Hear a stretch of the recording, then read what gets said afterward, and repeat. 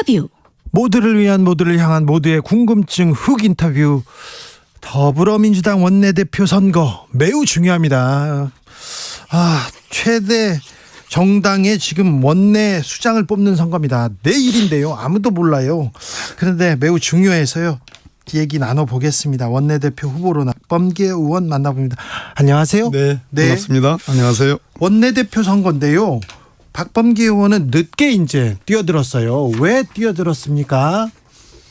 원내대표 느닷없이 또는 기척 없이 네. 출마했다라는 이제 그런 언론 기사들이 많이 있는데 네. 사실은 고민은 늘 해왔고 네. 삼선 의원 법무부 장관 했으니까 네. 그러나 작년 9월 검찰 독재 대책위원장 맡고 나서 뭔가를 할 수 있는 준비는 늘 해왔고요. 네. 그러나 말 그대로 돈봉투 사건, 윤석열 대통령의 4.19 기념사 이런 것들이 저를 크게 자극을 했습니다. 네, 뭐 맨날 공부하고 탐구하는 그런 의원이니까 계속 고민해왔다 이렇게 얘기하는데, 근데요, 윤석열 정부 좀 불안합니다. 저기 순방 가서도 국민들 마음 졸이게 합니다. 자, 국민의힘 정광훈 목사가 보입니다. 그리고 역사 왜곡하는데 최고위원들 계속 그렇게 놔둬야 되나 이렇게 생각되는데, 그렇다고 해서 민주당이 또 믿었지도 않아요. 네. 돈봉투 사건까지 나오고요. 네. 요 진짜 민주당 뭐 하고 있나 이런 국민의 질타는 쏟아집니다. 네, 그렇습니다. 자, 박범계가 원내대표 되면 민주당 어떻게 바꾸겠습니까? 민주당의 위기이기 전에 네. 국가의 위기고 국민의 위기고 네. 세부적으로는 민생의 위기고 안보의 위기고 민생을 안 챙겨주는 것 같아요. 네, 저기 윤석열 그런, 정부도 여당도 민주당도 마찬가지고요. 그런 위기가 있는데 그 위기를 제대로 지적하고 민주당이 대안이 될 수 있는데 네. 그러기에는 국민들의 믿음이 시원치 않다. 특히 자정 능력에 대한 국민 여러분들의 따가운 질책이 있다. 예. 이 부분에 대해서 우리가 민주당의 위기란 차원이 아니라 네. 우리가 이 민생의 위기, 안보의 위기, 윤석열 대통령의 무능한 그 위기를 제대로 지적하고 검찰 독재와 맞짱을 뜨기 위해서는 내부의 혁신과 어떤 자정 능력을 제대로 보여줘야 된다. 네. 라는 그런 차원에서 그것만 저는 갖춰진다면 네. 국민들이 저희들에게 신뢰를 보낼 거라고 생각합니다. 검찰과 싸우겠다, 맞서겠다, 좋아요. 그런데 검찰이 관군 아닙니까? 관군. 네. 나라하고 싸우겠다 이거는 아니잖아요. 관군이 공정함과 공평함과 말 그대로 사적인 이해 없이 네. 올곧게 네. 관군의 관권을 행사하면 뭐가 문제가 되겠습니까? 그렇죠. 그러나 그렇지 않기 때문에 네. 아무리 봐도 사익을 극대화한다는 느낌도 있고 예. 공정함을 강조하지만 제가 보기에는 네 편과 내 편으로 나눠서 예. 내 편은 봐주고 네 편은 예. 마구 두들겨 패는, 그래서 공정성을 잃었기 때문에 저는 그 본래 의미의 관군이라는 표현에 동의하기 어렵습니다. 네. 그런데요, 돈봉투 민주당이 잘못했잖아요. 때가 어느 때인데 아직도 봉투 얘기가 나옵니까? 이건 녹취록도 있고 증거도 있지 않습니까? 맞습니다. 그렇기 네. 때문에 자정 능력을 보여줘야 되고 네. 쇄신과 혁신을 보여드려야 된다. 그런 차원에서. 예. 자정 능력을 어떻게 보여주실 겁니까? 저는 특별조사기구가 필요하다고 보는 사람입니다. 왜냐하면 단 한 명의 의원이라도, 또 저 송영길 전 당대표가 탈당은 했지만 누구라도 그 부분에 대해서 이러이러하다는 판단을 내리고 조치를 취하려면 네. 여러 사람의 전문가들이 모여있는 특별한 기구를 통해서 원칙과 기준을 정해야지 네. 그것이 객관적으로 보이지 네. 그냥 한두 사람의 의견이나 이런 것으로 의해서, 아니면 전혀 속수무책으로 그냥 검찰의 손에 맡겨놓는 것만은 그거는 공당으로서 취할 태도가 아니다라는 생각을 하죠. 그렇죠. 지금 그리고 검찰이 또 왜 이 시기에 왜 이 문건을, 왜 이 녹취록을, 이런 얘기가 나올 텐데. 바로 그렇습니다. 그러니까 민주당에서 선제적으로 우리가 이만큼 잘못했다, 더 쇄신하겠다, 그 손발을 자르는 그런 심정으로 이렇게 하겠다, 쇄신하겠다, 개혁하겠다, 그 모습을 보여줘야 될 거 아닙니까? 네. 근데 왜 안 보여줘요? 저희가 그래서 그런 네. 모습을 보여드리기 위해서 원내대표의 출사표를 던진 거고, 네. 제가 원내대표가 되면 보여드리겠다. 그러나 먼저 예단을 해서 이것은 옳고 그르고를 먼저 판단하기는 어렵습니다. 네. 그래서 조사가 필요한 거고, 한계가 있더라도 국민들께 성실하게 이 부분을 진지하게 임한다라는 그런 모습을 먼저 보여드리는 게 중요하죠. 상황을 파악하고 그렇게 해야죠. 네. 그런데요, 의원들이나 당내 당직자들이, 아니 검찰이 기소도 안 했는데, 그리고 법원에서도 뭐 유죄 판단도 안 받았는데 벌써 뭐 처리하느냐 이렇게 또 충분히 있을 수 있는 네, 그런 얘기가 나왔어요. 대한민국 법치주의 국가고 무죄 추정의 원칙이 적용되니까 있을 수 있는 거예요. 네, 이재명 대표 봐라 이렇게 얘기할 거 아니에요. 그렇다고 저희들이 무슨 특별 조사기구를 만들어서 처벌을 한다든지 그런 권한이나 그러한 능력이 있는 것은 아니지 않습니까? 네. 적어도 당의 자정작용의 일환으로서 이것이 도대체 앞뒤가 어떻게 되는지 네. 특히 그 녹취 파일에 나오는 음성에 등장하는 분들이 어떤 생각을 어떻게 관여되어 있는지 정도는 들어봐야 되지 않을까요? 네. 돈봉투 사건. 야, 이건 큰일 났다. 이 당의 간판을 내릴 문제다. 이 민주당은 뭐 하고 있지? 어떻게 할 건지 지금 국민들이 쳐다보고 있습니다. 송영길 전 대표의 탈당으로 지금 끝난 게 아닙니다. 예, 그렇죠. 그렇죠. 국민들이 엄중히 보고 있다는 걸 아시죠? 알고 있습니다. 네. 예. 이 위기를 이 잘못을 가지고 쇄신하는 개혁하는 그런 모습을 보여주셔야 됩니다. 그렇습니다. 네. 예. 그렇기 때문에 제가 출마한 거고요. 알겠습니다. 또 당 어떻게 바꾸겠습니까? 민주당의 목소리가 좀 안 들리는 것도 맞아요. 민주당이 민생 법안 내고 개혁 법안 내놓잖아요. 그런데 조금 있다가 이재명 대표 재판 소식, 그다음에 검찰에서 또 공개되는 뭐 다른 의혹 이렇게 얘기가 나오면서 민주당의 목소리가 줄어든 것도 사실입니다. 이거 어떻게 돌파하실 겁니까? 검찰 공화국이 뜨이고 사실상 언론의 지형이라는 게 언론들의 관심이 이재명 당대표의 수사 재판 상황의 주요 기사를 네. 다루고 있는 그런 측면이 있는데 저는 사법 리스크에 대해서 적어도 크게 정말로 이재명 당대표가 어떤 책임을 져야 되는 현재 단계에서 네. 또는 내년 총선 전에 물러나야 되고 그런 단계가 아니라고 생각합니다. 그렇지 않다고 봅니다. 네. 충분히 대응할 수 있고 예. 이 부분에 대해서 이번 돈봉투 사건과 다른 결이 있고 돈봉투 사건은 육성 파일이 생생한 파일이 있었기 때문에 지금 문제되는 거 아니겠습니까? 네. 그래서 지금 이 문제를 돌파하는 것은 역시 내부의 혁신과 또 하나는 이러한 그 돈봉투의 원인이 됐던 줄세우기 그 당원의 구조들 네. 그런 부분에서 소위 대의원과 권리당원 구조를 지금의 1대 60에 되는 것을 조금 개선을 해야 된다라는 네. 그런 측면을 갖고 있고 민생입법이라는 것도 사실 그렇습니다. 검찰과 맞짱을 뜨면서 동시에 민생입법에 정말로 제대로 정교한 그리고 국민들이 저 정도의 법이라면 정말 민생에 도움이 되겠다라는 그런 느낌이 들 수 있는 그런 획기적인 법안들을 적어도 5개 정도는 저는 만들어내야 된다. 네. 예, 그것으로 승부를 걸어야 된다. 네. 이런 생각을 갖고 있죠. 박범계 의원은 판사 출신으로요 매우 점잖은 사람이었어요. 노무현 정부 시절에 법무비서관으로 처음에 이렇게 발을 내딛고 그리고 사법부가 너무 기울어졌다 그래서 이래서는 안 된다 이런 자정의 목소리도 이렇게 조곤조곤 냈으나 굉장히 점잖았는데 정치인 되고 요즘 막 맞짱 얘기하고 검찰에 네. 대해서는 막 제일 앞에서 뭐라고 하고 많이 좀 성격이 변하셨네요. 아니요. 저는 여전히 점잖은 사람이고요. 네. 그러나 불의를 보고 예. 현재한 불균형을 보고서 가만히 있는 것은 그것은 비겁한 일이죠. 네, 알겠습니다. 그렇기 때문에 움직이는 거예요. 네. 그런데 어떤 사안에 대해서 지금 진영이 양쪽으로 너무 극단적으로 갈렸어요. 그래서 어떤 얘기를 하더라도 민주당 지지자들은 민주당 지지자들대로 그리고 국민의힘 지지자들은 지지자대로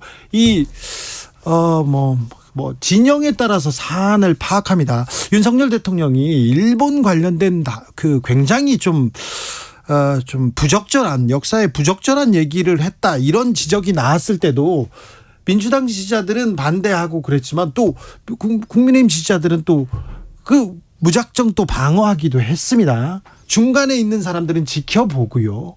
자, 진실이 중요하지 않고 지금 진영의 논리대로 지금 정치가 흘러가고 있는 것 같은데 아무래도 민주당은 가운데 있는 사람들, 중간에 있는 사람들한테 좀 호소해서 그 사람들을 설득해내야 될 의무가 있습니다. 어찌하시겠습니까? 중도 무당파가 기본적으로 윤석열 대통령에 대한 비판적 입장을 갖고 있는 것은 여러 데이터로 확인이 되죠. 여론조사에서 확인할 수 있습니다. 확인할 수 있습니다. 근데 그것이 민주당의 지지냐라는 측면에서 네. 지금 말씀하신 민주당 지지는 아니거든요. 민주당 지지까지 가져와야 된다는 그렇죠. 것인데 그것은 국회의 효능감. 네. 즉 우리가 야당이지만 다수당이지 않습니까? 네. 압도적 다수당으로서의 아까 말씀드린 민생입법의 효능감을 제대로 보여드리는 것이 중요하고 생각하고 예.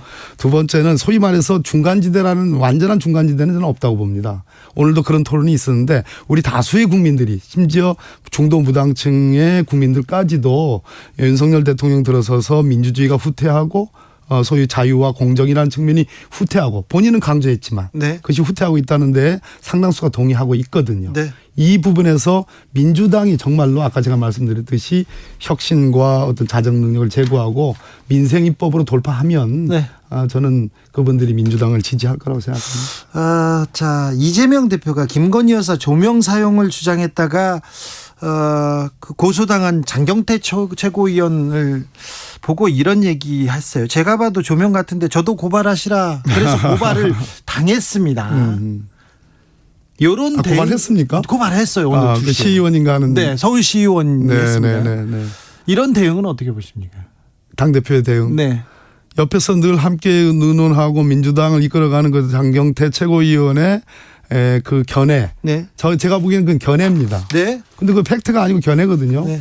얼마 전에 팩트처럼 보이지만 견해란 말이에요. 이거 가지고 그것을 명예훼손으로 고발하고 경찰이 그것을 뭐 혐의 있음 의견으로 송치하는 것 자체가 저는 넌센스라고 보여지고 네.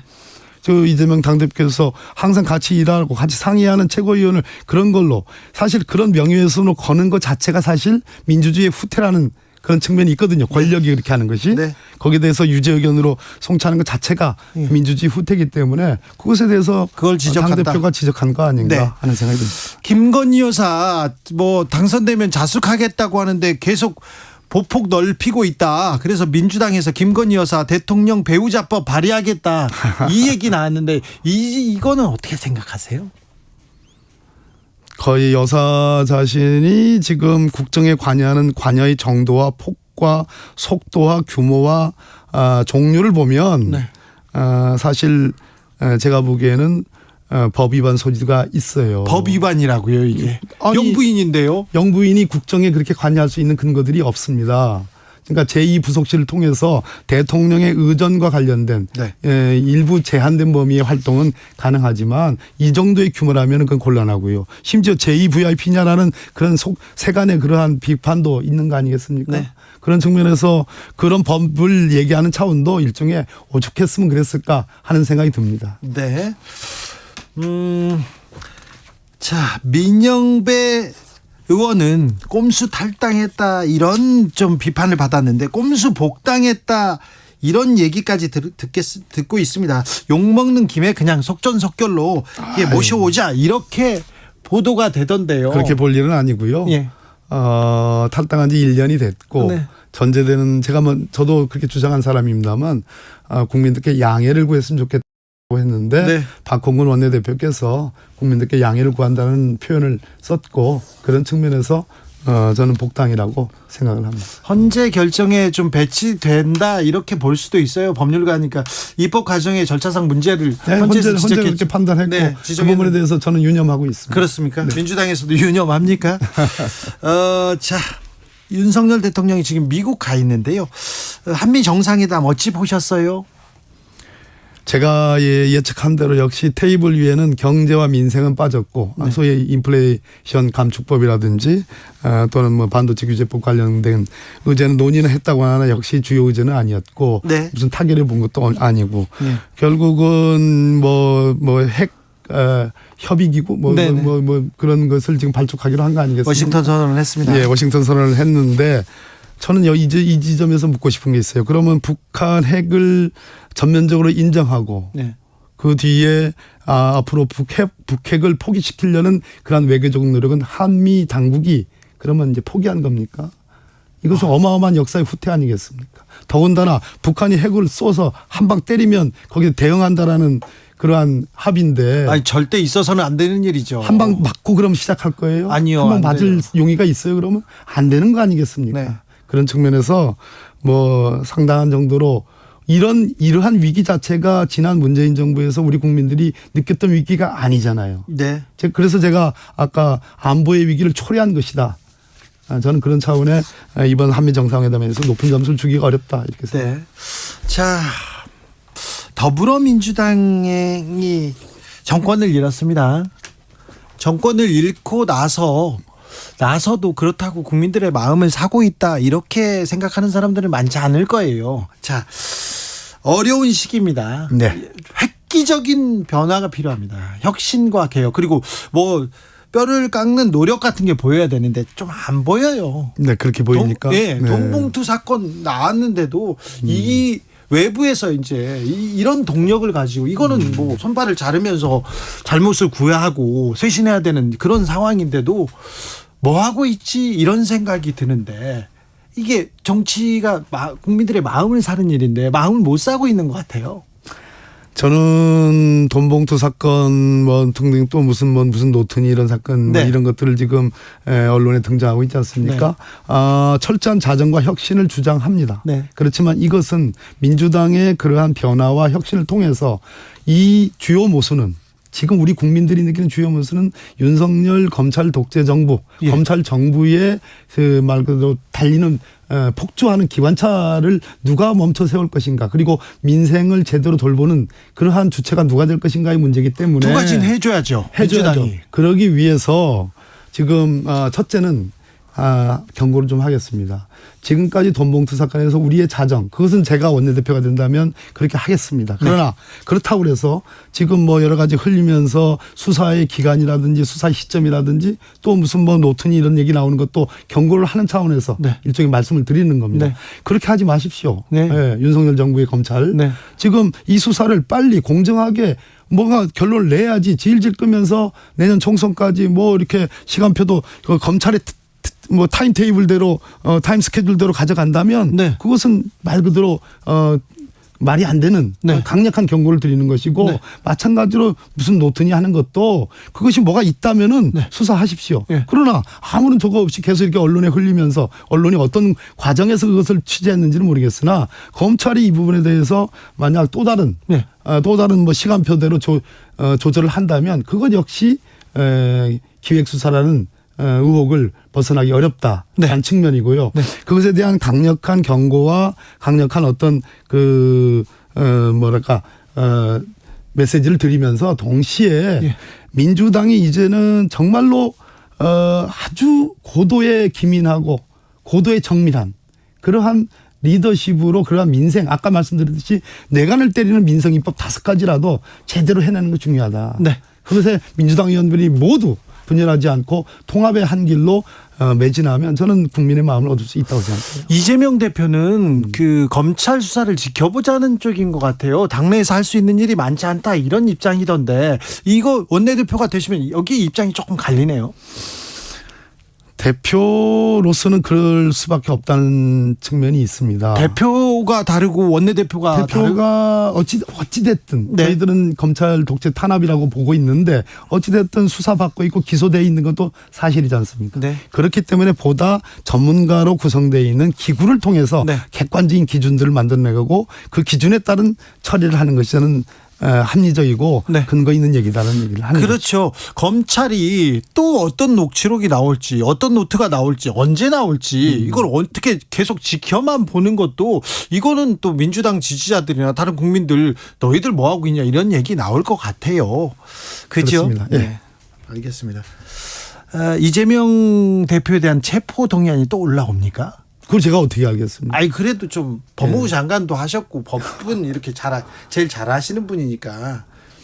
제가 보기에 뭐 백현동 수사, 쌍방울 수사 이렇게 뭐 빛을 올리다가 여의치 않으니까 수사가 왜 이렇게 조용하죠 지금? 조용하고 결국은 검찰의 타임 스케줄이라는 게 있는 것 같아요. 그리고 이쪽을 찔러봤다가 저쪽을 찔러봤다 그러는데 뭐 제 두 번째 구속영장 청구는 저는 쉽지 않은 문제라고 보고 네. 그렇다 하더라도 결국은 최종적으로는 그 뭐 설사 그렇다 하더라도 청구를 한다 하더라도 그 지난번 대장동 사건처럼 그렇게 엉성한 그러한 내용을 가지고는 의원들의 마음을 흔들어 놓을 수가 저는 없다고 생각합니다. 내일 선거 결과가 잠옷 궁금해집니다. 자, 더불어민주당 박범계 의원 말씀 들었습니다. 감사합니다. 네, 그렇습니다. 교통정보센터 다녀오겠습니다. 김민혜